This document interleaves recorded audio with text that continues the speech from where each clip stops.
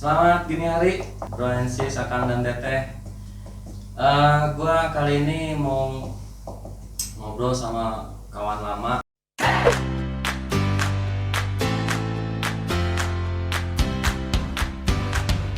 Jadi gua kenal dia di satu majalah di kerjaan dulu, majalah gaya hidup namanya Inside Magazine. Dia ini orang yang multi talent. Multi talentnya apa sih? Dia ini kuliah di Universitas Pakuan, ngambil jurusan keguruan. Itu satu. Nih, ini basicnya satu nih, keguruan, ini pondasi. Keguruan. Mendalami desain grafis. Waktu di Inside Magazine dia bagian layout dan desain. Dia juga main musik, walaupun musiknya egois. Dan mendalami videografi. Dan pernah sama seperti saya, dia pernah jadi guru yang selalu dekat dengan murid-murid dan sampai sekarang ya. Tapi sangat disayangkan akhirnya jadi budak kapitalis pada akhirnya. Semua orang pada akhirnya akan seperti itu sih. Ya sekarang juga kita jadi budak kapitalis ini sebenarnya. Ya sekarang gua tanya.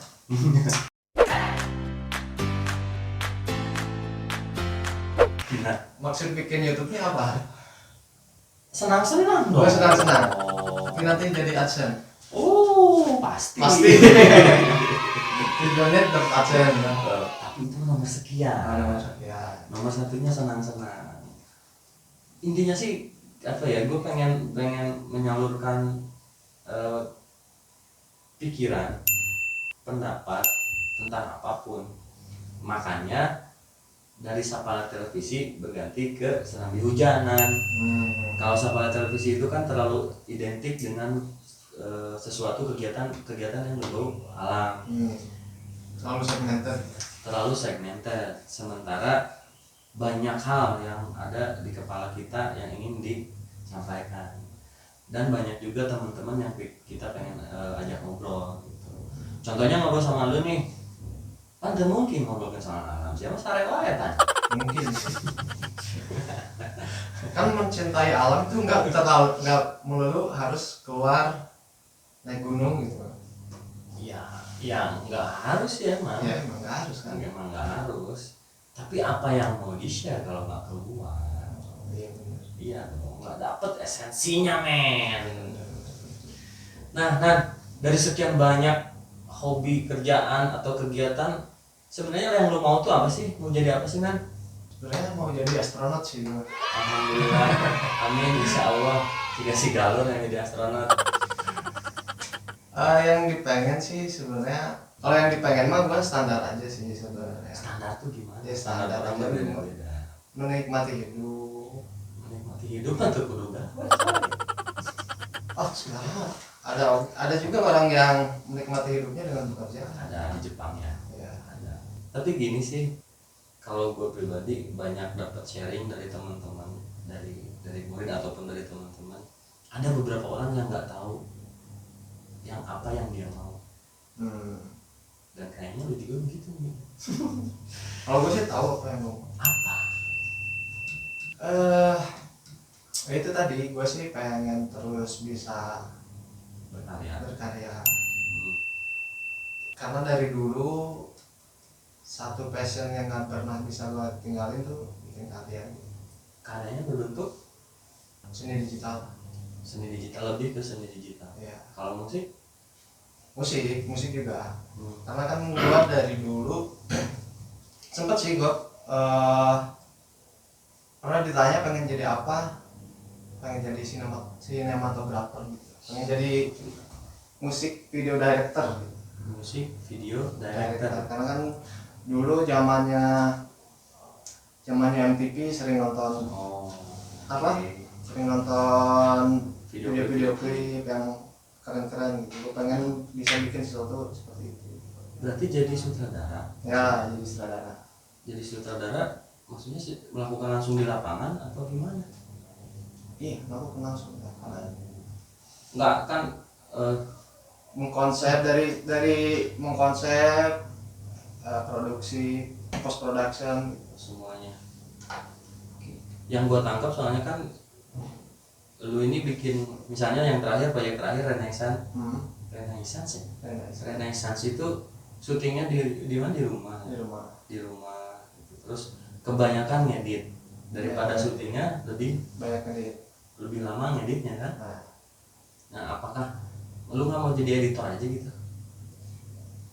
Sebenarnya gitu sih, gue pengennya menjadi sutradara gitu kan.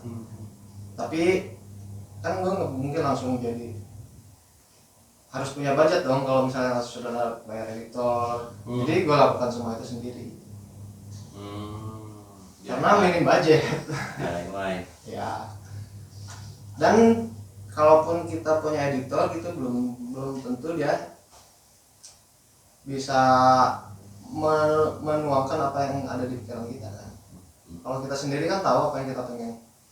Ya tapi kan kalau misalnya kita berkaitan sama talent, band atau musisi, nggak bisa dari pikiran kita semua dong, nggak bisa dari lu semua.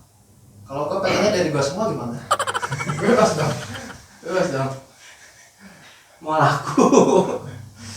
Karena gue emang mungkin egois kali ya. Bukan egois kali, idealis. Oh nggak tahu.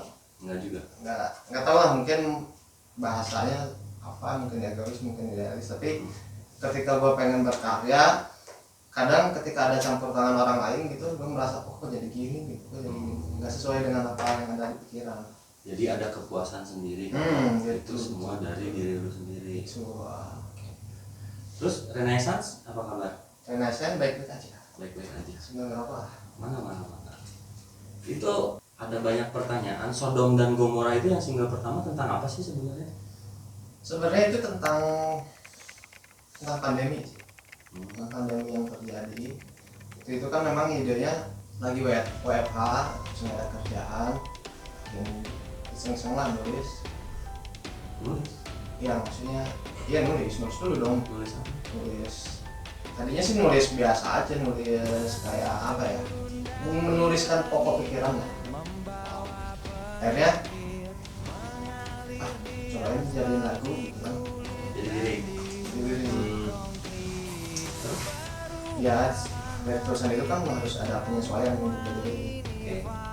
Terus udah bikinin, mumpung lagi WFH, bikin aja lagu tuh videonya. Jadi liriknya tentang pandemi. Tapi kok ada kondisi kalau salah ya.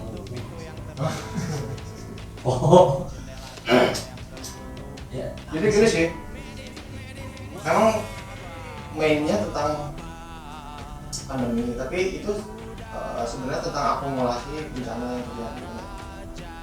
Bukan top pandemi. Ya bukan top pandemi. Kan waktu itu alaminya ada pandemi, terus ada apa gitu, banjir tahun berapa? 2020 Maret tuh. Kayak banyak, terus ada yang sempat ramai tuh, ada dentuman yang itu kan udah kayak apa ya, pikirnya situasinya yang mencekam gitu. Jadi ya seolah-olah, dan kenapa judulnya Sodom dan Gomora itu biar kita merefleksi diri kita sendiri. Mungkin semua ini terjadi karena kesalahan kita. Karena kan Sodom dan Gomora itu sendiri adalah sebuah kaum di mana dia berbuat banyak dosa lalu jadi menurut seorang owner masyarakat Indonesia banyak dosa. Ya mungkin.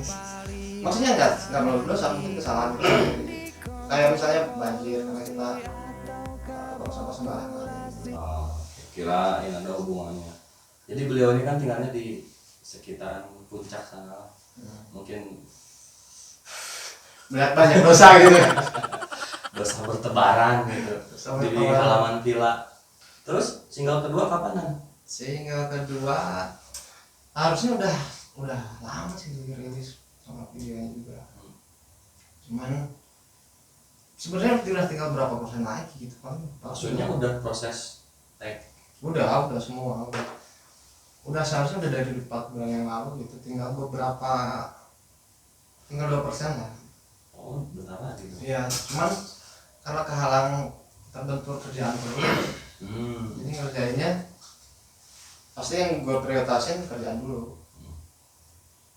Berarti yang Renaissance ini proyek nggak serius dong kalau gitu? Karena memang proyek iseng kan, awal juga dari iseng. Tapi nggak apa-apa, yang penting berkarya. Iya. Terus kata teman gua kan si Tio yang ujian musik, Renaissance itu musiknya apa tuh yang pernah gue bilang kan? Apa? Kombinasi antara Homicide sama Too Fair. Nah, artinya benang merahnya itu hip hop, bener nggak? Si Renaissance-nya ya? Sebenarnya kalau gua sih nggak terlalu terpaku dengan sebuah genre. Gue sih pengennya bebas aja, bebas. Tapi ya entah kenapa sebenarnya gue pengennya satu lagu dengan yang lain pengen beda sama sekali gitu kan. Oh, berarti yang lagu kedua, single kedua juga nanti berbeda musiknya? Tadinya pengennya gitu. Tapi ternyata ada benang merahnya sih di musiknya. Enggak hip hop sih. Dari segi sound musik sama soundnya ada benang merahnya. Tapi kayaknya kalau yang ketiga sama sekali berbeda. Yang ketiga udah ada yang ketiga? Ada. Oh, maksudnya beda gimana nih? Apakah beda dari tag-nya? Kan lu pernah cerita kalau Sodom dan Gomorrah ini ngeteknya di rumah ya, mic tembak gitu kan ya. Yang kedua? Kalau yang kedua sih di studio. Di studio mana? Studio Topan. Hah? Topan Di mana? yang studionya si Jacang. Oh, si Topan. Music for Sale. Ya, Music for Sale. Tahu Music for Sale? Janganlah di YouTube ya. Gini Nan, dulu tahun berapa Nan dua saudara? 2010 ya? 2009 atau 2010? Kalau menurut gue pribadi nih, dua saudara itu lebih menjual daripada Renaissance dari sisi musik dan tampilan. Renaissance ini kayak semacam, nah itu terlalu segmented ya. Itu efek kalau menurut gue ya. Tapi apa ya, bisa dibilang lebih dewasa lah ya. Kalau dua saudara musiknya apa sih? Elektronik. Oke. Nah, terbukti dengan lu cerita dua saudara pernah gimana ceritanya yang pernah pengen diputar di Inggris itu gimana ceritanya? Dapat email dari salah satu stasiun radio Inggris. Ya, minta di tag dengan lebih rapi, terus dia pengen di-share di sana. Dia apa sih? Kayak AMR-nya gitu. Ya ngirim email ke kita. Dia tahu dari mana? Dulu kita pernah upload di Reverb Nation. Oke. MySpace? Enggak. MySpace ada. Ada cari lagi. Jadi mereka tahunya dari situ. Ya. Berkelanjutan nggak? Karena waktu itu udah hilang semua filenya, jadi kan ada di Reverb. Nggak, maksudnya file kan dia mintanya di tag ulang, maksudnya yang lebih rapi gitu. Jadi gua mau tag ulang juga udah hilang filenya, komputernya rusak gitu. Komputernya rusak. Berarti lu nolak bukan karena nggak mau? Nggak nolak, akhirnya udah aja nggak ditanggapi lagi. Sebenarnya musik yang lu dengerin apa sih kan? Oh banyak sih musik. Contohnya? Random sih. Contohnya apa? Banyak lah. Karena saking randomnya gitu, kadang bisa gue sih nggak terlalu memikirkan genre apa gimana. Lebih kalau gue suka ya udah gitu. Tapi kan walaupun misalnya apa musik dangdut atau apa, kalau gue suka ya udah masuk. Nah, tapi akhirnya yang dua saudara ya itu rasanya kental dengan British, benar nggak? Mungkin masa-masa SMP sama SMA memang kebanyakan British gue denger referensi lagunya, mungkin dari situ kali. Tapi kalau Kalau gua ini sih nggak ada ke arah ke situ gitu, kayaknya lebih ke elektrik. Kiblatnya kemana sih elektrik yang itu tuh? Masih nggak ada kiblatnya. Oh, musik pure sendiri gitu. Nah, Murni sendiri. Sama sekali nggak ada pengaruh dari luar. referensi itu nggak ada sih. Memang karena software yang kita gunakan misalnya seperti itu gitu, gua kemampuannya gitu. Menghasilkan sound yang seperti itu gitu. Waktu dulu masih sebatas itu lah. Itu ngetek di mana? Di rumah juga. Di rumah. Iya. Pakai software, Pakai software. laptop gitu. Iya. Komputer sih dulu. Berarti udah hipster ya. Orang-orang belum, lu udah melakukan home recording. Wah, kalau di lingkungan gua sih udah lumayan banyak ya. Nah ini menarik nih. Di lingkungannya yang mana nih? Iya ada sih, ada satu lingkungan yang memang dia ke studio apa. Tapi ada lagi yang mencoba home recording gitu. Beberapa sih. Berarti anak-anak skena juga ada pengaruh. Ya kita tahu lah di Highland itu sebutan untuk skena puncak dan sekitarnya. Itu ada pengaruhnya ke lu. Justru gua nggak terlalu ini sama skena sih sebenarnya, nggak terlalu dekat sama skena. Jadi lebih ke Pertemanan internal si Jacang kayak gitu. ya banyak sih, cuman secara ini berteman, cuman secara musik kadang beda. Kenapa lu nggak nongkrong sama anak-anak skena Highland? Karena dulu gua nongkrongnya malah sama anak-anak dunia malam sih. Dunia mana dari mana? Ya dunia malam aja. Klub. Ya dulu anak-anak ya kayak gitulah, ke Yoga sastra. nah itu. Oh.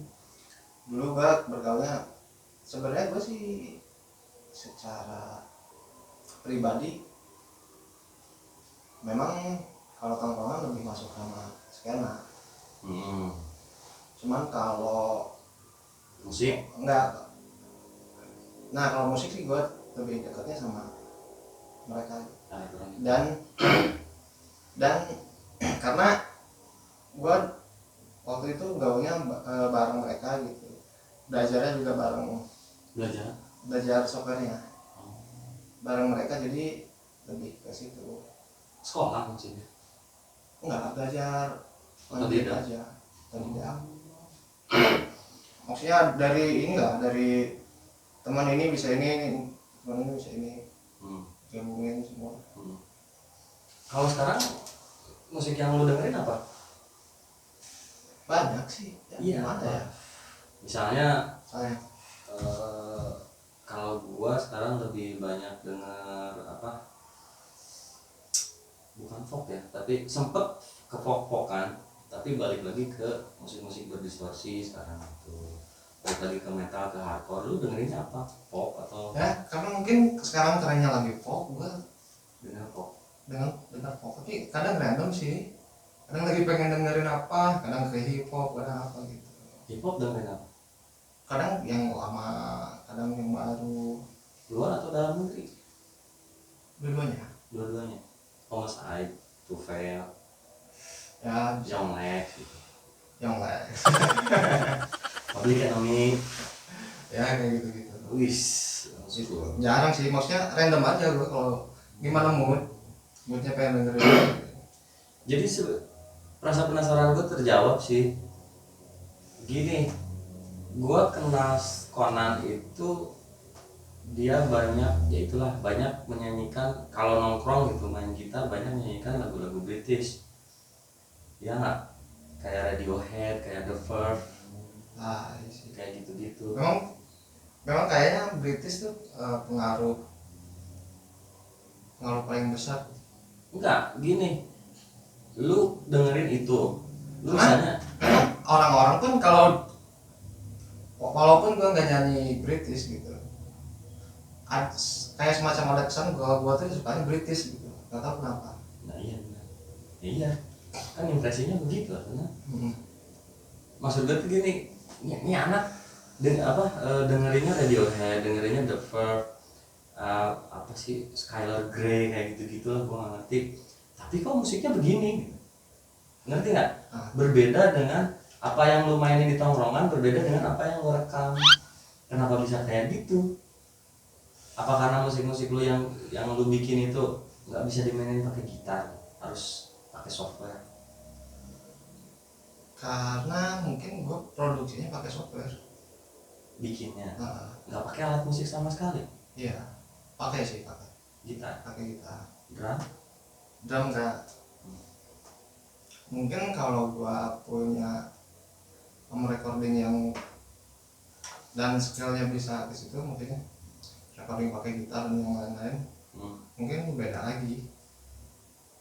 Tapi gue juga seneng musik-musik ini sih, kalau Rian Hasan lebih ke pengen musik-musik yang epic gitu. Musik epic. Oh, orkestra Ya. Tapi katanya nggak membatasi. Iya, yang lagu kemarin tuh, kemarin dan yang kedua kayaknya lebih ke orkestra. Yang kedua apa judulnya? Gypsy Laut. Tentang apa? Tentang suku Bajau. Suku Bajau. Kenapa lu tertarik sama suku Bajau? Lu pernah kesana ketemu? Enggak juga. Terus? Ini aja, gua apa ya namanya, prihatin gitu melihat suku Bajau. Kenapa Prihatin aja karena mereka kan sebuah suku yang tinggalnya di laut. Tinggal di laut, kadang-kadang mereka nggak punya kewarganegaraan. Kewarganegaraan. Beneran. Bagian dari mereka kan ada juga sih yang udah stay, ada sebagian yang kesehariannya di laut. Mereka tuh asli mana sih Bajau? Iya sih, di Asia Tenggara. Iya, tapi kan pasti ada awalnya gitu kan. Oh, gua belum sampai ke situ risetnya. Tapi yang gua tahu mereka tuh menyebar di Asia Tenggara. Oke, ini di Sulawesi, di Thailand, di banyak lagi. Jadi mereka di laut terus hingga sampai bisa nahan napas rata-rata sampai 5 menit gitu kan. Mereka kadang ada yang nggak punya kewarganegaraan, ada yang susah buat bisa sekolah, ada yang susah buat jaminan kesehatan kayak gitu kan. Karena warga mana gitu. Berarti nggak bisa kerja. Iya, nomaden. Ada yang nomaden, ada yang udah stay. Baru tahu. Oh, kebanyakan gitu ya. Jadi kan mereka ketika melewati satu perbatasan suatu negara, jadi bisa dituduh pencuri. Ya kan, karena bukan dari negara itu. Gitu. Terus salah siapa kalau gitu? Salah sistem mungkin. Salah sistem. Karena sistemnya kita negara, ada batas teritori, jadi mereka nggak bisa mengakomodir sebuah suku ini yang sebenarnya sejatinya mereka ini orang laut. Tapi kan bisa jadi mereka yang nggak ngerti. Ya, tapi kan maksudnya kenapa sistemnya nggak bisa mengakomodir mereka? Misalnya mereka jadi warga negara dunia lah gitu. Ya kan, mereka ya boleh nggak bisa dibilang mereka mencuri gitu kan, di satu batas negara. Ya mencuri mereka ya paling untuk makan doang. Betul, setuju kalau soal itu. Tapi maksudnya untuk soal kewarganegaraan, mungkin kan mereka nggak punya hak itu karena mereka hidupnya berpindah-pindah. Iya, justru itu maksudnya. Mungkin kalau negara-negara yang biasa disinggahi suku Bajau ini, ada misalnya sebuah perjanjian atau apa bahwa suku ini diberikan hak apa gitu misalnya, mungkin bisa terakomodir gitu kan. Maksudnya kan sekarang mereka nggak punya kan nomaden. Tapi kan ada suatu saat mereka singgah di mana gitu. Iya, tapi kan nggak selamanya. Iya, ada juga yang selamanya. Ada yang udah jadi warga negara apa ada. Tapi kan walaupun ketika mereka singgah terus untuk selamanya, pasti kan karena sejatinya mereka di laut, pengen dong sekali-kali ke laut, nyasar ke negara mana gitu misalnya gitu. Terus dituduh sebagai apa ilegal gitu kan. Nah, makanya maksud gue tuh itu sih sebab untuk keprihatinan itu aja makanya. Apa enggak lebih ke kritik sistem? Iya mungkin Kritik sistem. Kan di puncak juga banyak apa tuh yang warga negara, ya mungkin warga negara luar tapi kelamaan di sini akhirnya nggak jelas. Yang kawin kontrak kayak gitu. kawin kontrak. Kalau yang kawin kontrak sih biasanya mereka ini aja di sini senang-senang kawin kontrak balik lagi. Kecuali orang-orang yang mencari suaka gitu, biasanya kan singgah ke sini. Emang ada di puncak? Ada banyak yang mencari suaka ke Australia. Ke Australia? Ya misalnya dari mana, Pakistan mana, Ke puncak dulu? Puncak dulu dia mau mencari suaka ke Australia. Oh, itu banyak. jadi Ira keluar single kedua kan? Belum tahu. Harus jelas dong. Gimana Punya planning. gimana kerjaan aja? Kerjaan maksudnya?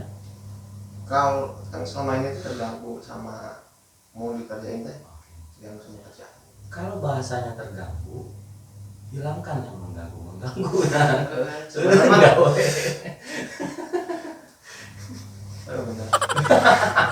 Oh benar siapa? Paling barat gitu. Nah, Ulah sampai pegawai nggak gangguin gitu. Cocok. Yang penting mah senang-senang. Tapi tahun ini ya, Tahun ini rencana bikin album? enggak sih, enggak, maksudnya itu mah ini aja. Alasan mah senang-senang aja, hobi aja. Tapi kan saya mau tenang. Sekarang udah ada ya yang udah keluar satu, yang lagi dibikin satu, terus udah siap satu lagi, udah 3. Kan sekarang zamannya single. Enggak coba ke platform digital gitu? Apa tuh platform digital? Ya Spotify. Enggak sih, maksudnya masih sekedar hobi aja sekarang kan. Hobi doang. Jadi enggak ada mau mencapai apa gitu. Enggak. Serius? Kalau mau mencapai apa, kayaknya jenis lagunya juga nggak akan kayak gitu. Maksudnya kan sekarang single kedua aja apa tentang suku Bajaw gitu, sesuatu yang nggak relate sama banyak orang. Karena ini jadi ya hobi aja. Tapi tadi kita sepakat. Apa tuh?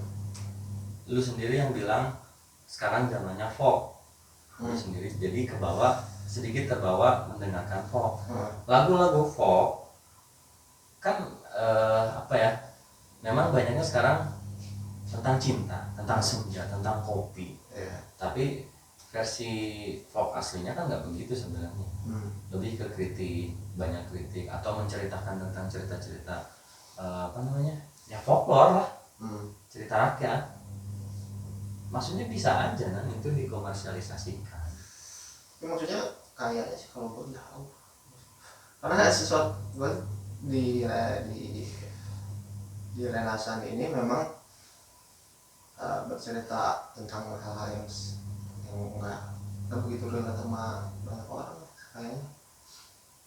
Nggak relate sama orang atau nggak pede? Nggak pede gimana nih? Ya nggak pede untuk menjual dong. Bukan nggak pede, tapi karena memang bukan untuk dijual biarnya gitu. Bukan.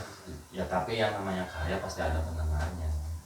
Nah itu kalau ada yang mendengarkan syukur, nah ada juga nggak apa-apa karena memang kalau yang Renasan ini bukan itu tujuannya. Sekedar untuk senang-senang. Sekedar senang-senang. Oke. Hujan. Ngomong-ngomong soal hujan, Ya. anaknya Conan ini namanya siapa kan? Hujan. Alvaruna Hujan Nugraha. Sejak kapan kan suka hujan? Sejak main sama lu. Kenapa anak dinamain Hujan? Nggak tahu. Karena memang pas waktu ke rumah sakit hujan-hujanan gitu mungkin. Ke rumah sakit hujan-hujanan. Jadi menyesuaikan dengan momen. Nggak ada yang lain itu filosofi. Lu kan jago berfilosofi dulu. Gua ada sih filosofinya. Cuma gua lupa apa ya. Waktu kasih nama tuh apa ya filosofinya. Inilah kalau dulunya rockstar berarti ngampe amin gitu. Apa kan? Diingat-ingat dong filosofi dari hujan. Apa ya? Mungkin semoga menjadi berkah aja. Jadi berkah. Oh, hujan berkah. Ya. Oke. Karuna tuh penguasa malam. Faruna, Penguasa malam. penguasa malam. Kenapa penguasa malam? Karena aku suka begadang.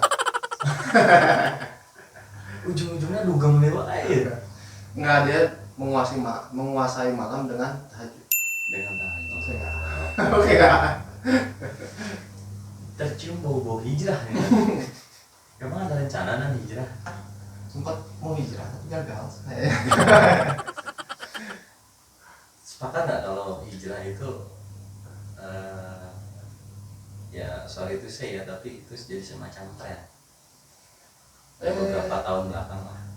Orang yang banyak berdosa, tobatnya juga lebih banyak daripada gue yang setengah-setengah. Tapi memang suatu saat sih semua pasti bukan terus sebenarnya, tapi mungkin karena kita yang udah grow up, terus setiap para pendosa pun pasti suatu saat mau jadi baik. Mungkin karena kita udah makin dewasa kan, mungkin jadi waktunya bersamaan gitu aja. Ya maksudnya ya nggak masalah mau hijrah atau itu hak. Iya. Cuma kadang-kadang menyayangkan ada yang, dan bukan sekedar teori, ada yang hijrah tapi balik lagi. Adalah nggak banyak tapi beberapa, makanya jadi sekedar tren, tahunya cuma di permukaan secara mendalam. Kalau gue sih banyak juga teman yang dulunya betul-betul pendosa. Akhirnya ketika hijrah ya udah Selesai. Maksudnya meninggal. Enggak, maksudnya ternyata udah beberapa tahun masih konsisten lah. Konsisten Istiqomah. Istiqomah. Insya Allah sampai meninggal gitu kan. Insya Allah. Karena cuma bisa doa, doakan orang lain.